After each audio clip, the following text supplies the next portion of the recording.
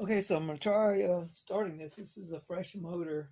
Um, Not everything's perfect right now. If you can see, the motor mounts right here are still being fabricated as we speak. Of course, C clamps work with them. I don't have the exhaust on the other side because I think the start is still dragging, and I'll probably have to take that back off. Let's see if it fires up though.